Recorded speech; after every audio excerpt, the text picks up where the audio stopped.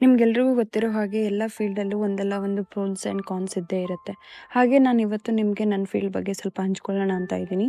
Dietitian ಅಂತ ಕೇಳುವಾಗ ನಿಮ್ಮ ಮೈಂಡಲ್ಲಿ ಬರೋದು ಏನು? ಅಥವಾ ನೀವು ಯಾವುದಾದ್ರೂ ಇಲ್ಲಿ ತನಕ ಡಯಟೀಷಿಯನ್ನ ಮೀಟ್ ಮಾಡಿದರೆ ಅವರಿಂದ ಆಗಿರುವ ವರ್ಸ್ಟ್ ಮತ್ತು ಬೆಸ್ಟ್ ಅಡ್ವೈಸ್ನ ಅಥವಾ ಅವರಿಂದ ನಿಮಗೆ ಏನು ಅಭಿಪ್ರಾಯ ಬಂತು ಅಂತ ಕಮೆಂಟ್ ಬಾಕ್ಸಲ್ಲಿ ತಿಳಿಸಿ. ನಾನೇನು ಹೇಳಕ್ಕೆ ಹೊರಟಿದ್ದೀನಿ ಅಂದರೆ ಡಯಟಿಷಿಯನ್ ಅನ್ನೋದು ಅಷ್ಟು ಈಸಿ ಫೀಲ್ಡ್ ಅಲ್ಲ. ಏನಕ್ಕಂದರೆ ಜನರು ನಮ್ಮ ಬಗ್ಗೆ ಇರುವ ಅಭಿಪ್ರಾಯ ತುಂಬಾ ಬೇರೆ ಥರನೇ ಇರುತ್ತೆ. ಸೊ ಅದರಿಂದ ನಾವು ಏನು ಮಾಡ್ತೀವಿ, ನಮ್ಮ ಫೀಲ್ಡ್ ಏನು ಅಂತ, ಅಥವಾ ನಮ್ಮ ಫೀಲ್ಡನ್ನು ಯಾರ್ಯಾರು ಚೂಸ್ ಮಾಡ್ತಿದ್ದೀರಾ ಈ ವರ್ಷದಲ್ಲಿ ಅವ್ರಿಗೆಲ್ರಿಗೂ ಆಲ್ ದ ಬೆಸ್ಟ್ ಅಂತ ತಿಳಿಸ್ತಾ, ಸೊ ಡಯಟಿಷಿಯನ್ ಅಂತ ಬಂದಾಗ ನಾವು ಬರೀ ಆಹಾರ ತಜ್ಞರಲ್ಲ. ಡಯಟ್ ಅನ್ನೋದು ಜಸ್ಟ್ ಆಹಾರ ಅಲ್ಲ, ಇದೊಂದು ಸೈನ್ಸ್.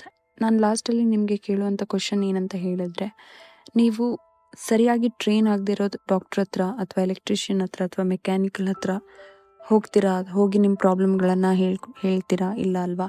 ಅದೇ ರೀತಿ ಯಾಕೆ ನೀವು ಟ್ರೈನ್ಡ್ ಆ್ಯಂಡ್ ಪ್ರೊಫೆಷ್ನಲ್ ಡಯಟಿಷಿಯನ್ಸ್ ಹತ್ರ ಡಯಟ್ ಪ್ಲಾನ್ ತಗೊಳ್ತಾ ಇಲ್ಲ?